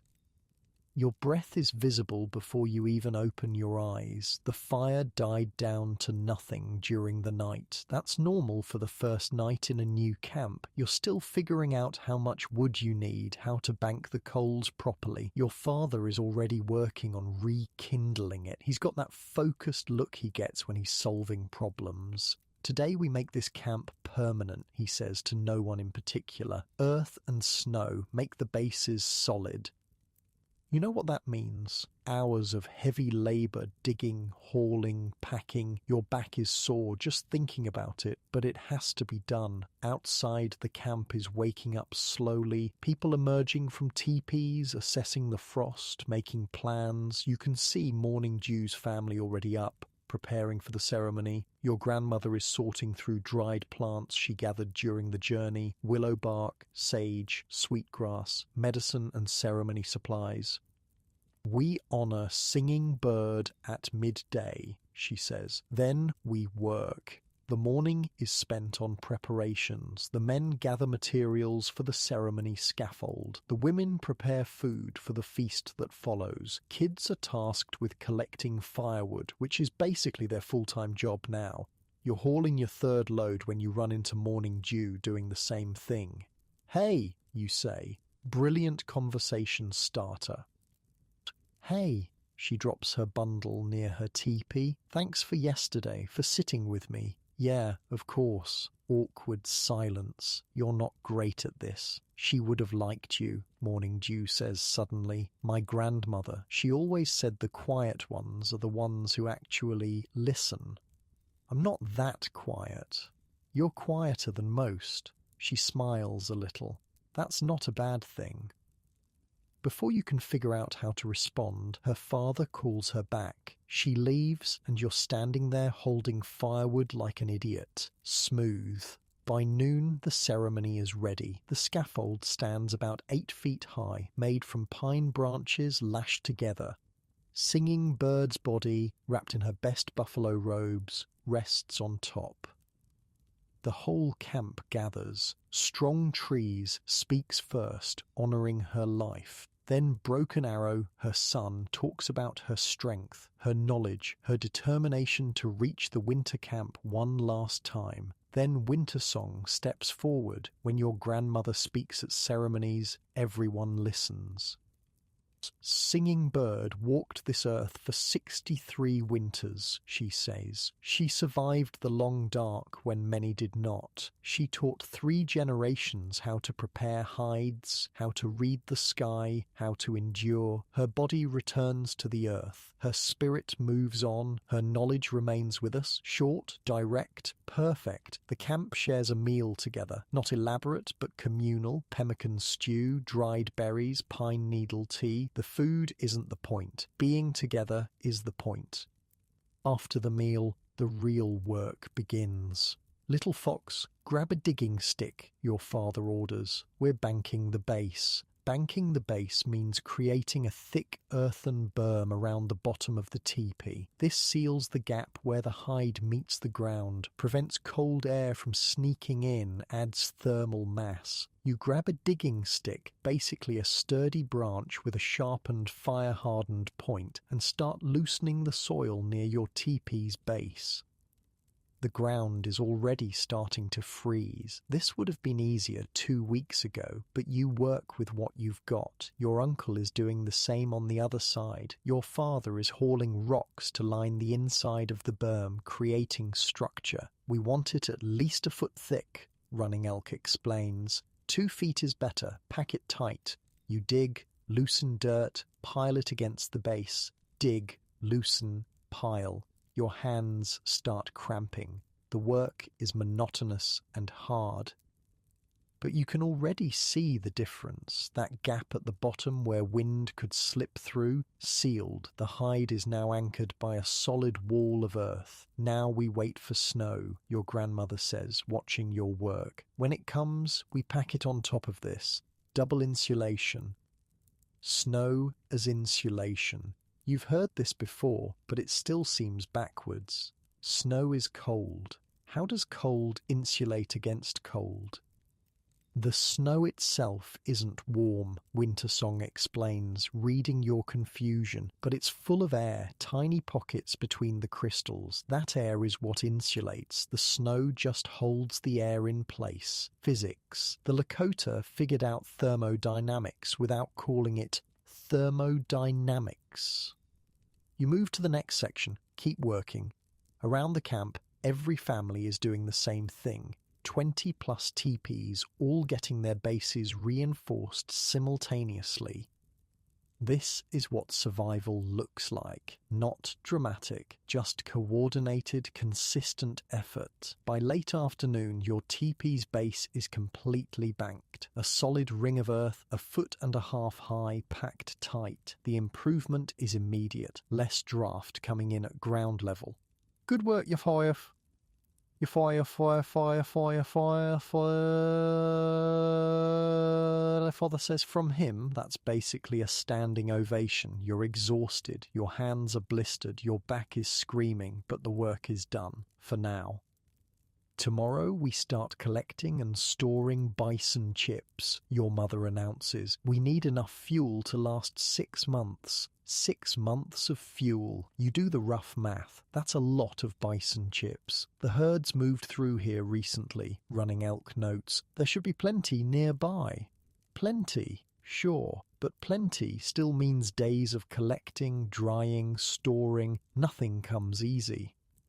That night, the temperature drops hard, like really hard. You can feel it even inside the teepee with the fire going. Storm coming, your grandmother says, staring at the smoke hole. Big one. How do you know? Laughing Water asks. The smoke is moving wrong. The stars look fuzzy, the dogs are restless. She looks at your father. Tomorrow we stay inside, work on indoor tasks. When Wintersong predicts weather, you listen. The woman has a success rate that's frankly spooky. Sure enough, around midnight, the wind picks up. Not just wind, serious wind, the kind that makes the teepee walls ripple and shake. Then the snow comes. You wake up to the sound of it hitting the hide covering. Soft at first, then harder. The wind drives it nearly horizontal. Your father is already up, adjusting the smoke flaps with the poles. Too open and snow gets in. Too closed and smoke backs up. It's a constant balancing act during storms. Everyone stay inside, he orders. This is a real one. A real one. That means dangerous. People die in storms like this. They go outside to pee or check on something and get disoriented. The whiteout conditions make it impossible to see more than a few feet. They wander, get lost, freeze. Staying inside is the only smart move. The storm intensifies through the morning. The wind howls, actually sounds like wolves. The snow piles up fast. You can hear it accumulating on the teepee. Feel the weight of it. This is good, your grandmother says, working on repairing some clothing. Snow is building our walls for us. She's right. That earthen berm you spent yesterday building, now it's getting covered with snow. Dense, packed snow that'll act as additional insulation. The storm makes it impossible to go out for fuel, so your father is carefully rationing what firewood you have inside. Small fire, just enough to keep warm and cook, not wasteful. Lunch is cold pemmican. No point burning extra fuel to heat it. Tell us a story, grandmother, Laughing Water requests. Wintersong considers this. She's got about 1,000 stories, ranging from teaching tales to horror stories that'll keep you up at night. I'll tell you about the winter the buffalo disappeared, she says. Everyone settles in. Even your parents stop what they're doing. This was before you were born, little fox. Maybe 30 winters ago. The herds didn't come through in autumn like they should. We waited and waited. Nothing. By midwinter, our food supplies were running low, very low. People were eating 1 meal a day, and small meals at that. Children were crying from hunger. Elders were getting weak. Some families wanted to move, try to find the herds, but moving in deep winter is death. So we stayed, and we got creative. We caught rabbits in snares, dug for roots under the snow. The hunters went out every day looking for any game at all. Deer, elk, anything. Most days they found nothing. We started eating things we'd saved for emergencies, dried berries from years ago, leather from old clothing boiled until soft, ground up cattail roots, whatever had calories. She pauses, making sure everyone's paying attention. By late February, people were dying. The very old, the very young, the sick. We lost 8 people that winter, 8 out of 52. Then, in early March, a scout spotted the herds returning from the south. Late, but they came. The first hunt brought in 6 bison. People cried when they saw the meat. Actually cried. We survived. Barely, but we learned.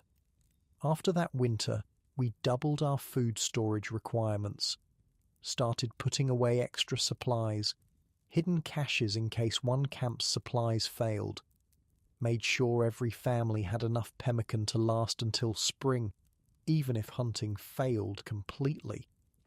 The story hangs in the air. 8 people. That's almost 1 in 6. The lesson, Wintersong concludes, is that preparation saves lives and that nature doesn't owe you anything. You survive because you plan for the worst and hope for the best. Outside, the storm continues, the snow keeps falling, the wind keeps howling. But inside, with the fire burning and your family together, you're protected. The earthen berm is holding, the double wall system is working, the banked coals provide steady heat. All those hours of preparation, all that tedious labour, all that knowledge passed down through generations, this is what it's for. These moments, when nature throws everything at you and you survive because you did the work. By evening, the storm starts to ease. The wind drops from howling to just constant. The snow lightens up. Your father carefully opens the entrance flap. Snow immediately falls in. It's piled at least 2 feet high against the teepee. Perfect, he says. Wait, perfect. Little fox, help me pack this. You go outside. The snow is everywhere. Deep drifts against every teepee, some reaching 3 feet high. The whole camp looks like it got buried, but your father is smiling. He's taking snow and packing it against the earthen berm, creating a solid snow wall around the base of the teepee. This, he says, packing it tight, is better insulation than anything we could build, and it's free. You help him pack. The snow is dense and heavy, perfect for building. Within an hour, you've added another foot of height to the berm. Now it's earth on the bottom, packed snow on top, creating this thick protective ring. From inside, the difference is immediate. That cold draft at floor level, gone. The space feels warmer, more secure. Around the camp, other families are doing the same, taking what the storm gave them and making it work for their survival. Tomorrow, your grandmother says, if the weather clears, we collect fuel. Now that the snow is here, we need to work fast before the next storm, because there's always a next storm. You eat dinner, clean up, prepare for sleep, the fire burns low, the snow-reinforced walls hold firm. Laughing Water is already asleep, exhausted from a day of being cooped up inside. Your parents are talking quietly. Your grandmother is checking supplies, mentally calculating what's needed.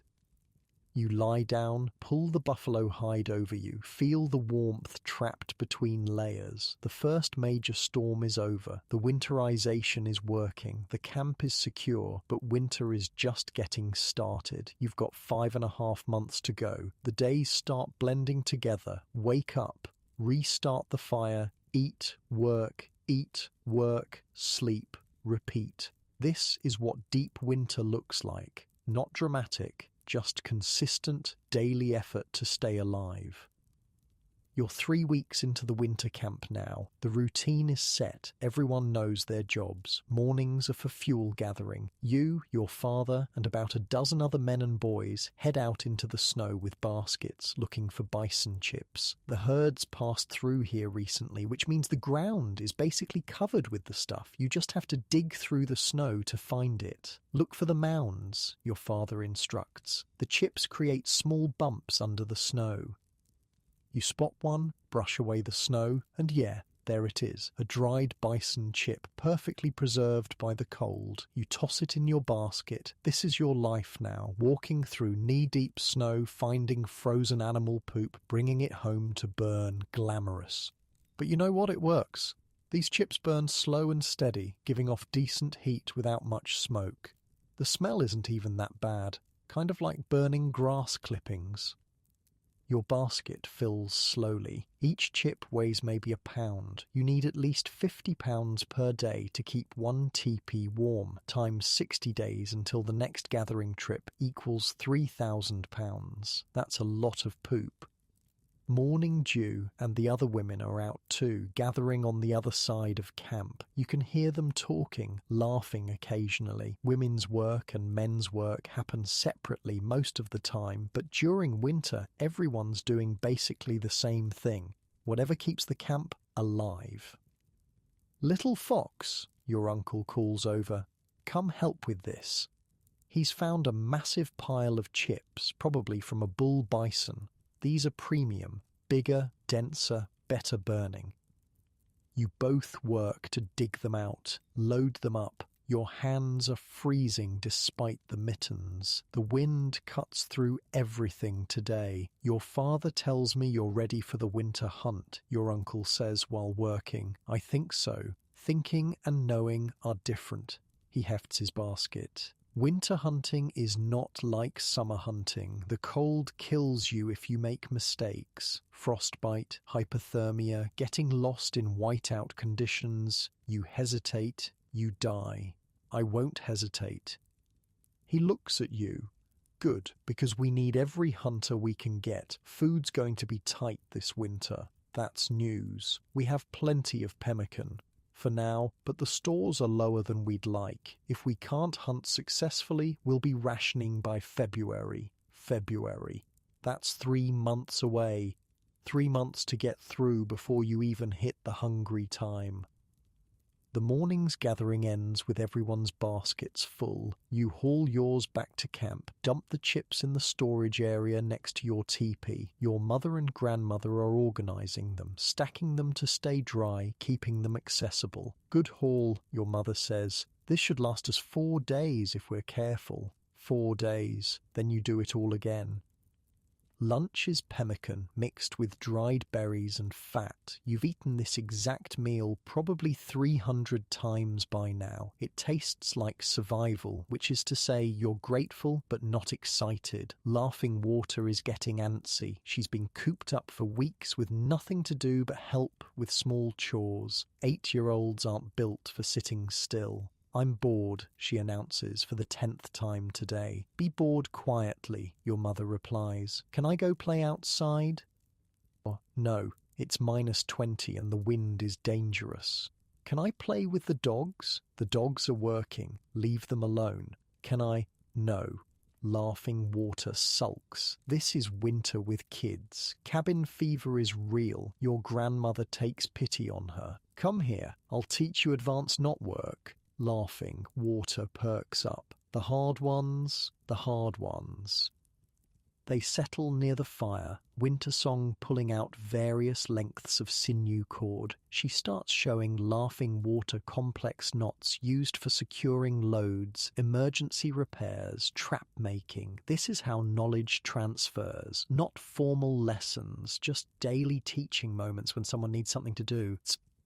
Afternoon is for indoor work. Your father is repairing a tear in the outer covering. Your mother is restuffing clothing with fresh cattail fluff. You're working on making new moccasins from a piece of buffalo hide. The work is meditative. Cut the leather, sew the seams, stuff with insulation, attach the soles. Your grandmother walks you through each step, correcting your technique.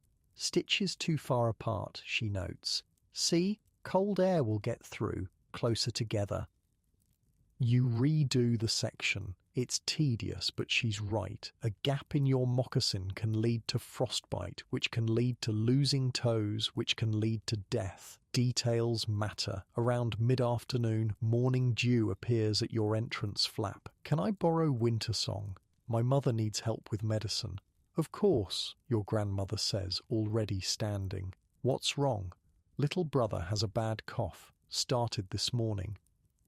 They leave together. Sickness in winter is dangerous. A simple cough can become pneumonia, which can kill. You keep working on the moccasins. The fire crackles softly. Outside, the wind picks up again. Always the wind. Your father breaks the silence. Tomorrow we check the snares. Should have rabbits by now. Snares are set up around camp in a wide perimeter, simple traps made from sinew loops that catch rabbits around the neck. Rabbit meat is lean, but it's better than nothing. I'll come with you, you offer. He nods. Bring your warmest gear, we'll be out for hours. Evening arrives early. By 4 o'clock, it's getting dark. Winter days are short, which means less time for outdoor work, more time sitting in the teepee, trying not to go crazy. Dinner is rabbit stew. Someone's snares were successful. The meat is tough and stringy, but hot food is hot food. After eating, the long evening begins. This is the hardest part of winter, the darkness, the confinement, the endless hours with nothing to do but sit and think. Some families tell stories, others play games with stones or carved figures. Your family usually ends up doing repair work by firelight while your grandmother shares knowledge. Tonight she's teaching about stars. The winter sky is different from summer, she explains, pointing up through the smoke hole. You can see stars through the opening. Those 7 stars there, we call them the hand. They're high in winter, low in summer. Laughing water is transfixed. Why do they move? The sky turns, the earth turns, everything moves in cycles. Wintersong traces patterns with her finger. Those 3 bright stars in a row, the hunter, he chases the buffalo across the sky all winter, just like we chase them across the prairie. Your grandmother knows the sky better than most people know their own families. She can navigate by stars, predict weather from their appearance, tell time by their position. You need to learn this, she says to you and laughing water. If you're caught in a storm, lost, the stars can save you, if you know how to read them. Another lesson, another piece of survival knowledge being passed down. The fire burns low. People start settling for sleep. But sleep comes slowly in winter. The darkness is oppressive, heavy. You lie there thinking about everything and nothing. Tomorrow will be the same as today. Fuel gathering, food preparation, repairs, maintenance, day after day, week after week, month after month. This is what survival is. Not heroic, just persistent. You drift in and out. At some point you hear your parents talking in low voices near the dying fire. Food supplies are concerning, your mother says. I know. We might need to reduce rations soon. The children will struggle. Everyone will struggle, but we've managed worse. Silence. Then your mother again. How much worse? We'll find out. You pretend to be asleep, but the worry settles in your stomach like a rock. Morning comes grey and cold. Same as yesterday, same as tomorrow. Your father wakes you early. Snare check, get dressed. You layer up, base layer, regular clothes, outer robe, winter moccasins, mittens, hat. You're basically a walking insulation system.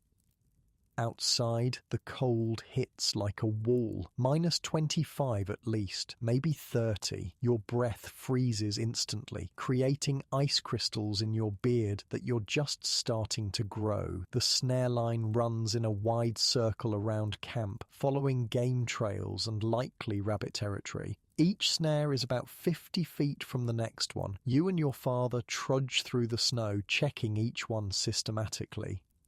First snare, empty. Second snare, empty. Third snare, empty. Fourth, rabbit, frozen solid, caught sometime overnight. Your father resets the snare, takes the rabbit. By the time you finish the circuit, you've got 3 rabbits. Not bad for a day's checking. We'll set more snares next week, your father says. Need to expand the line. Back at camp, your mother skins and butchers the rabbits. Nothing gets wasted. Meat for stew, fur for trim on clothing, sinew for thread, bones for tools or soup stock. Lunch is yesterday's leftover stew, reheated. Then it's back to maintenance work. This is life now. This is all life is until spring. But you know what? You're managing. The camp is holding together. Families are cooperating, sharing resources when someone runs short. Kids are learning. Elders are teaching. You're not thriving exactly, but you're surviving. And out here, that's the same thing. Evening comes, more stories around the fire. Your grandmother talks about the spring that's coming, the ice breaking on the river, the first green shoots of grass, the return of the buffalo herds. It feels impossibly far away, but it's coming. It always comes. You just have to make it there. That night, lying in your sleeping furs, you think about Morning Dew. Haven't seen her much lately. Everyone's focused on their own family's survival. But spring will come, and with spring comes renewal, celebration, the chance to think about things beyond just not dying. You fall asleep thinking about warmer days. The fire burns low. The snow falls softly outside. The wind whispers through the pines. Winter continues, deep, cold, relentless, but you're still here. Still breathing, still fighting, still surviving, just like your grandmother did during the long dark, just like your ancestors did for thousands of years before you. One day at a time, one fire at a time, one meal at a time. That's how you make it through a Great Plains winter. Not by being strong, by being persistent, and maybe a little bit stubborn. The darkness wraps around the camp like a blanket, heavy and complete.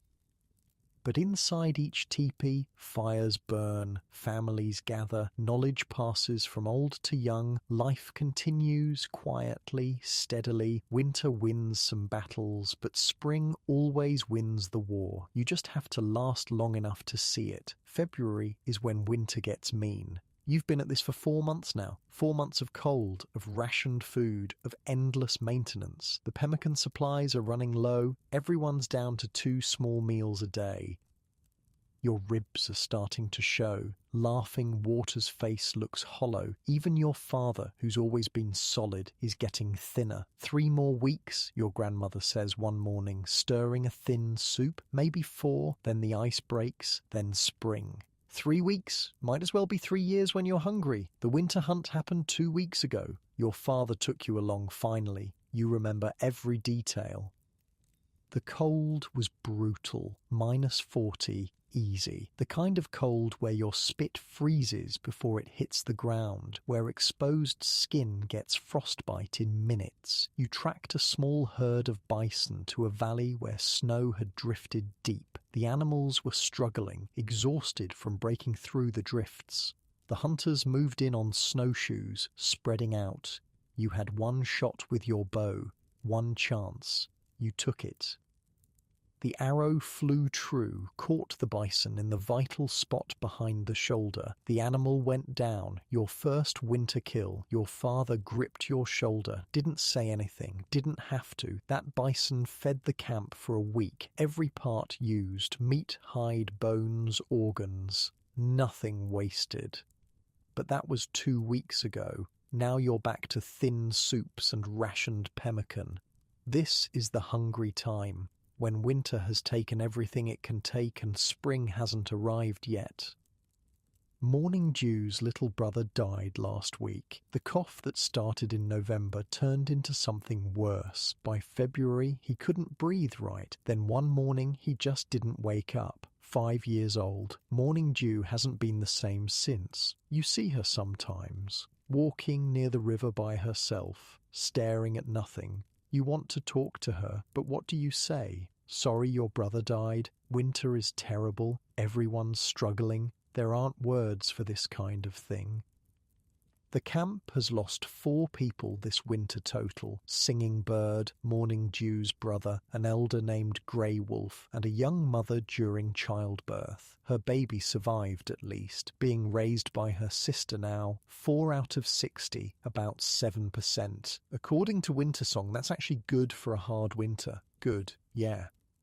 Your grandmother is getting quieter lately, more tired. She still does her work, still teaches, still maintains, but you can see it in her eyes. This winter has aged her. Are you okay? You ask her one evening. She looks at you with those sharp eyes. I'm alive. That's all that matters in February? Fair enough. The days drag, same routine. Gather fuel, ration food, repair things. Try not to think about how hungry you are.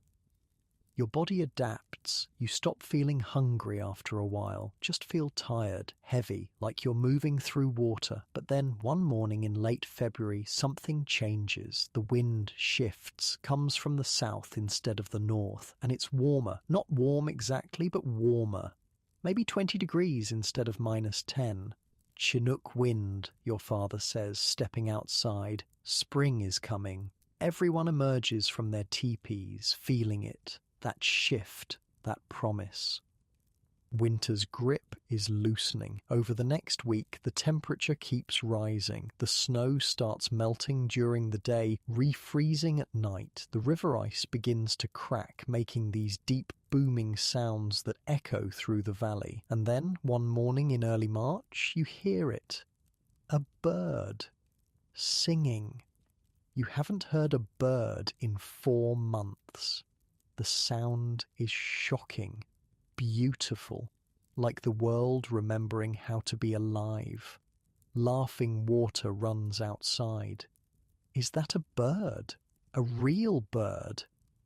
Meadowlark, your grandmother says. She's smiling, actually smiling. They're coming back. Within days, the signs are everywhere. Water dripping from pine branches, patches of brown earth showing through the snow, animal tracks appearing, rabbits, deer, things that have been hiding all winter. The camp starts to stir with energy. People are talking about moving back to summer grounds, about hunting, about fresh meat that isn't dried or frozen, about life returning. Strong Trees calls a gathering. Everyone crowds around, and for the first time in months, people look hopeful instead of just grimly determined. We made it, he says simply. 60 of us went into winter. 56 came out. That's better than many years. 4 losses. 4 people who didn't make it, but 56 who did. In 2 weeks, we break camp, Strong Trees continues. Move back to spring grounds. The buffalo herds will return soon. We hunt. We rebuild our supplies. We live. Cheers. Actual cheers. People crying with relief. You look over at Morning Dew. She's not cheering, just standing there, face blank. After the gathering, you walk over to her. Hey, hey. Silence. Then, everyone's so happy.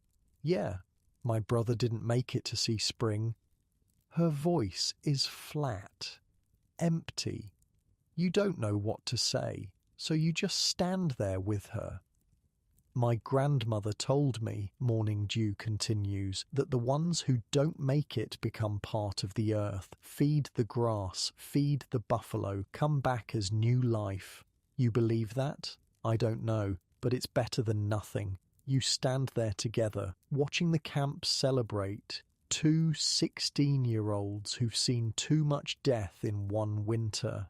Your grandmother is amazing, Morning Dew says after a while. She kept so many people alive with her knowledge.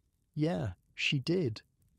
Will you learn everything she knows before she dies? Neither of you says it. I'm trying, you reply. But there's so much. Then you better pay attention, because someday it'll be your turn to be the one who knows things, your turn to keep people alive. She's right.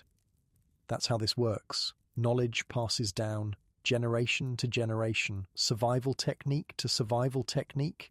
Wintersong teaching you, you teaching your kids someday, them teaching theirs.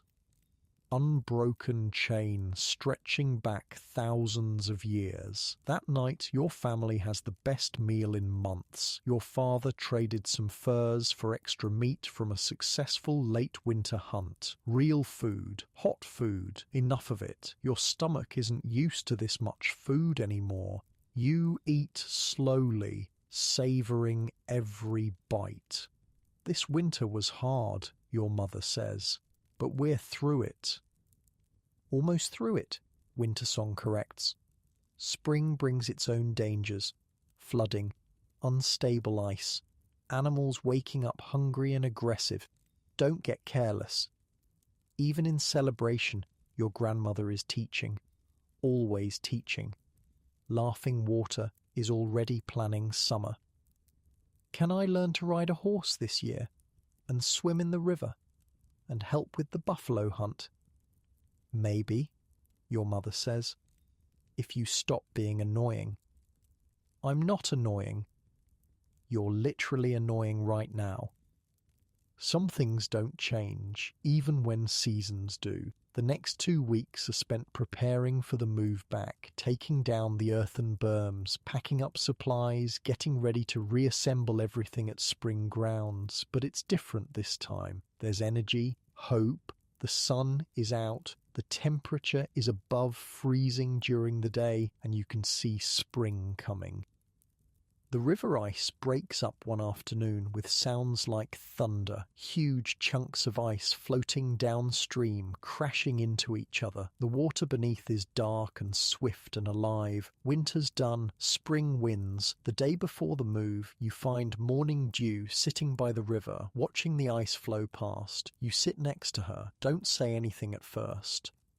I keep thinking about all the things my brother won't see, she says finally. His first buffalo hunt, his first winter as a teenager, learning to make arrows, getting married, all of it, gone. But you're still here, and you'll remember him. Is that enough?